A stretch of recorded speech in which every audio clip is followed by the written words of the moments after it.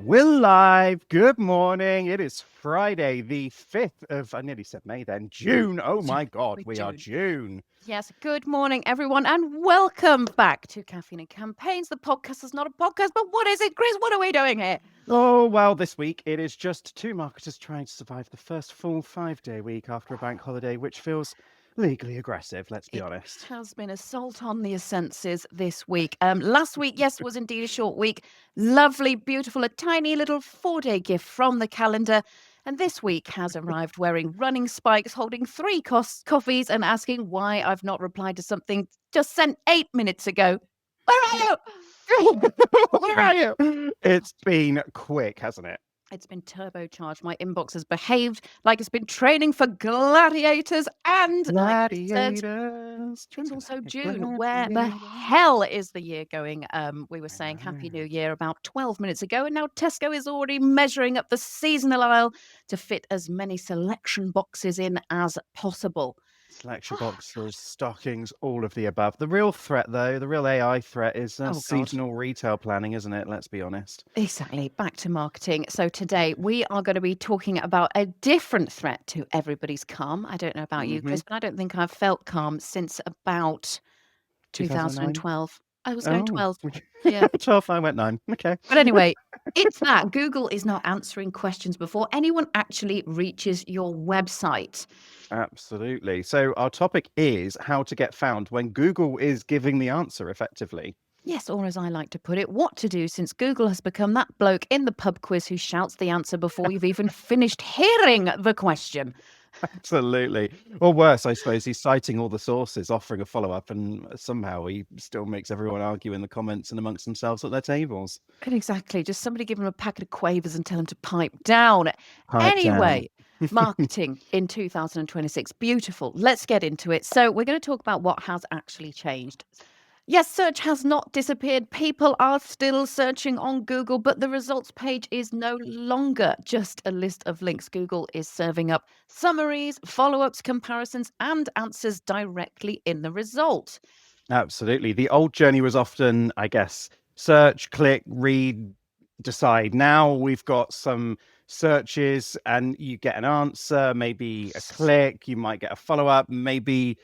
Do you remember this brand that was cited ages ago? So it's changed a lot. It has changed, and it's not niche anymore. Google said, are we ready for the first factoid of the day? Chris, hit it. Factoid of the week. It's a spicy one. What? Sounds like you're going to go into mysterious girl. Factoid. Anyway, Google. Oh, okay. Google said factoid. Okay, no, we're carrying on.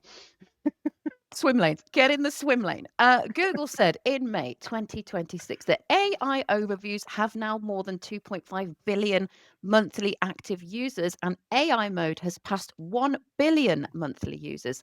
That is not a layout tweak. That is Google moving the furniture while we're all still looking for the bag of M&Ms we lost in the bottom of the sofa 2 weeks ago. Yeah, absolutely. I think we need to accept that the M&Ms are lost. The shift, though, it's really a shift from ranking only to now about visibility as a whole, usefulness, source worthiness. AI answers still need information to work from. That's critical. I mean, AI is only as good as the data you feed it, but the user may not click every single time. And being found can now mean being cited, remembered, searched by name later, or chosen when the question gets a bit more serious or they're further down that buying cycle. Yeah, absolutely. So the question is not how do we trick Google into giving us the click? The question is how do we become the business worth mentioning when the answer is being assembled on your behalf before they even get to your beautifully coiffured website? Absolutely, precisely. And when someone does want depth, does want reassurance, or they do want proof, we need our customers, us, to be that obvious next step. Yeah, exactly. But it's annoying because be useful and credible does not fit nicely onto a mug, but let's do it does. But anyway, it's better advice though than write 900 more blogs and hope I get cited. That's not going to work. But here's where it stings. And it's another factoid. Oh, beautiful, Mary. Research. I did Pew, practice pew, in the pew. arts. I did. I should have always. Anyway, Pew Research Center looked at Google searches and found that when AI summary appeared, people clicked a traditional result in 8% of visits. Oh no. Without an AI summary, it was 15%. They were also more likely to end the session entirely. What does that mean then, Chris? Well, I think interestingly, you can't always trust it either. So Mm. there is still that increase from 8% of visitors are only clicking through. I think that's going to change slightly because you can't always trust it. The other day, I was in looking for the prices for EV charging at a Sainsbury's in Bristol, and I typed it into Google, and it said Sainsbury's is a multi-story car park, and I thought that was its first sentence, and I thought I'm sat here in the car park. It's not multi-story. I'm like looking around, going, yes, absolutely not. It's definitely not. It's a flat land of tarmac. So you cannot always trust also what it's producing and what it's spouting out either. Exactly. You think it now with a brand like Sainsbury's. Anyway, very interesting you do say that because it's time for another factoid. It's conveyor belt of them AH. this morning. I know. I Yeah, just out keep comes the serving it next up. one. It's what the people want. It's what the people need. Refs reran its study using December 2025 data and found that AI overviews correlated with a 58% lower average click through rate than the top ranking page. So, no, this is not just marketeers being dramatic because the dashboard traffic nosedive faster than Bear Grylls drinking his own urine as soon as he enters the Forest of Dean, all in the name of survival. Yes, you will. Blimey, that's one. I'm sorry, he just gets to it really quickly. Suddenly He we're does, watching a doesn't he? program and then he's drinking his own urine. Anyway, back to Yes, marketing, please. absolutely. Hello? Hello? Thanks so much. God, Clicks are please. not dead, but lazy clicks are they are reducing. Simple informational answers, they may get results on the results page, right? And they always have been because you Mm, have the blue HTML link and then you've got that yes. snippet of information that sits underneath. Mhm. Sometimes you can find the answer to what you're looking for in that. However, higher intent searches still need depth.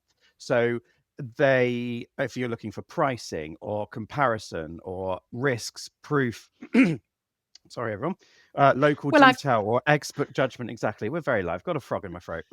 Oh, The God. click has to still be earned with something better than the summary. So things like offering tools or examples, case studies, opinions, all of that is going to help them click through to have them as part of then your buying cycle. So you need to earn the click more than ever now.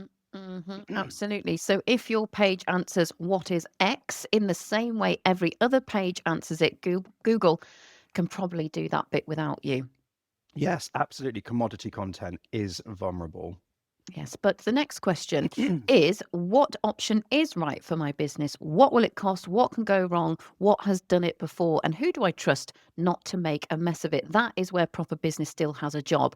And from a program and customer point of view, this is where website ugly cupboard becomes everybody's problem. If your content is generic, authorless, old, vague, and allergic to proof, why would any answer engine trust it? Well, you're right in what you say there, Mary, because it probably wouldn't.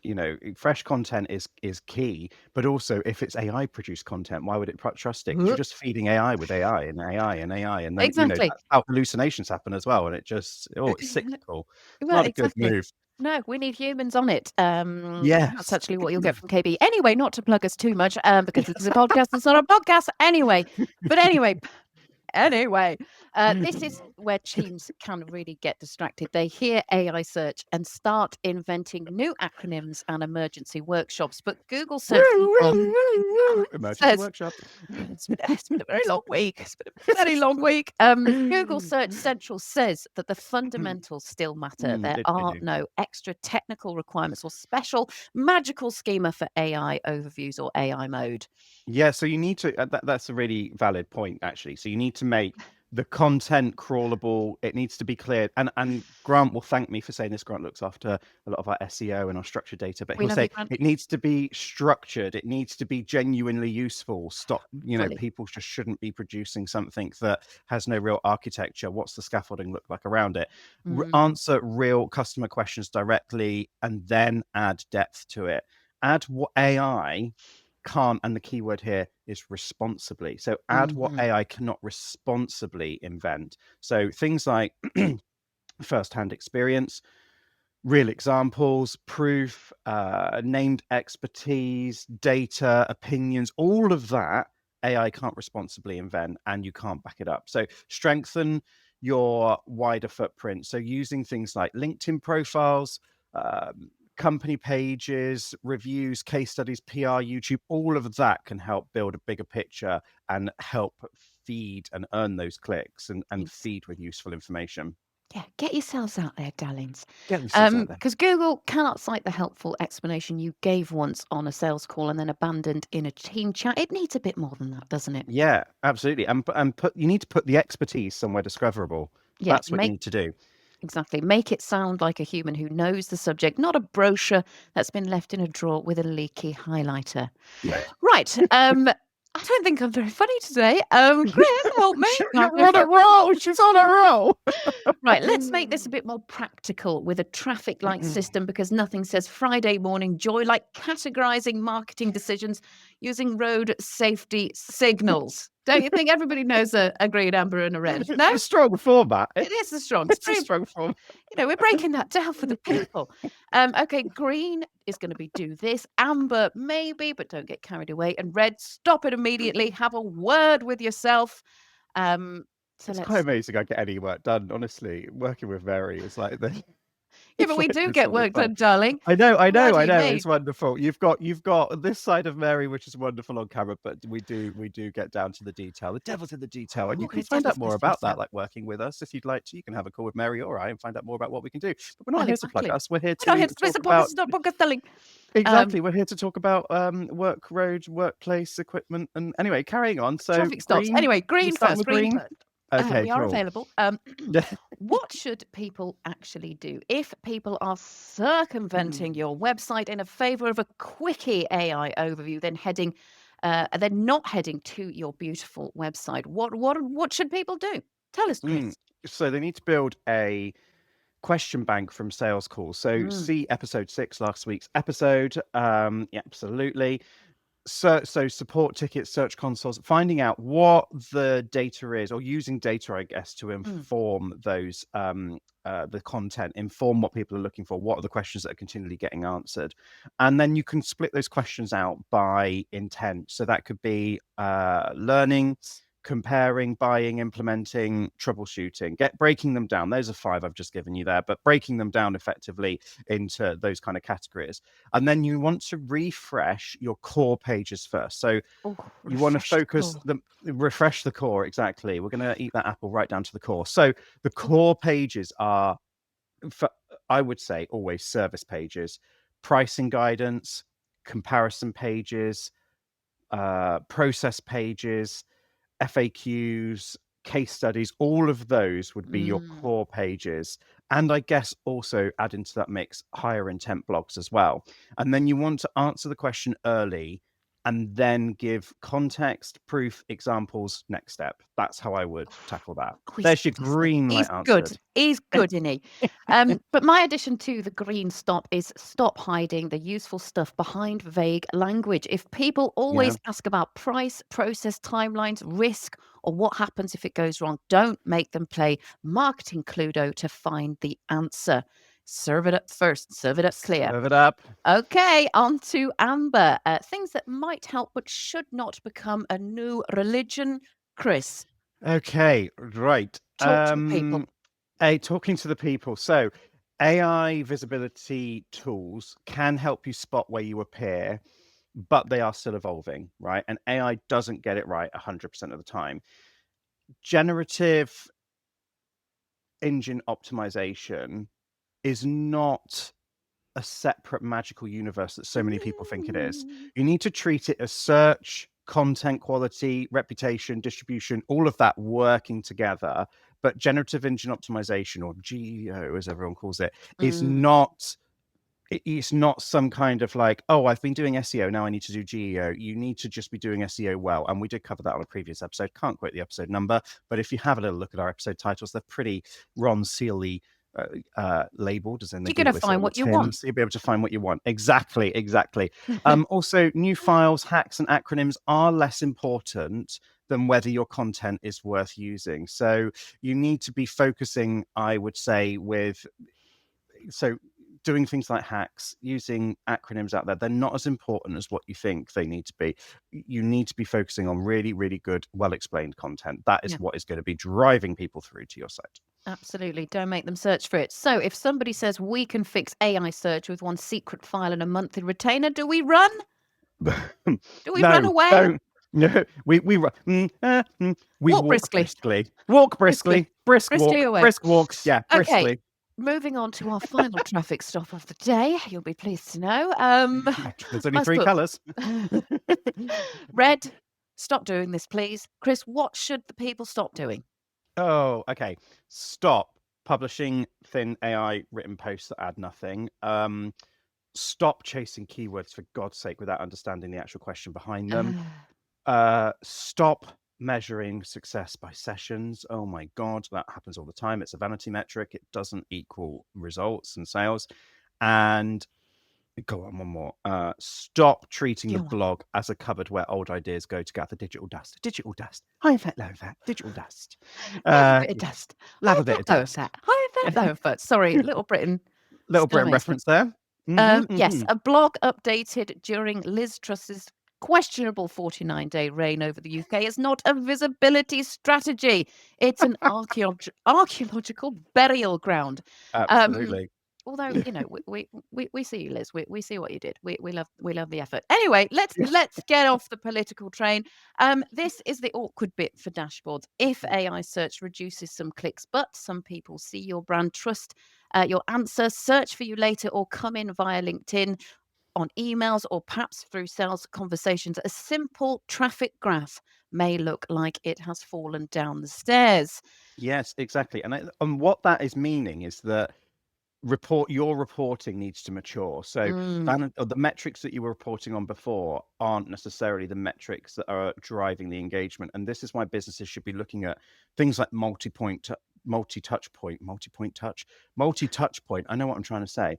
Attribution models. That is the best way to look at how engagement is coming to your site, how you are generating inquiries that are coming through your site. Exactly. It needs to mature like a fine cheese. But anyway, Gartner, factoid, Factoid. factoid, Factoid. factoid. Gartner predicted traditional search engine volume would drop 25% by 2026 as AI chatbots and virtual agents become substitute answer engines.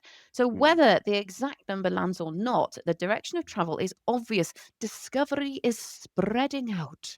Yes, exactly. And separate visibility, visits, and commercial outcomes. You need to separate these out into 3 different categories. So this is what your visibility, where your coverage is. These are the visits that you're attracting. These are the commercial outcomes that are evolving off the back of it.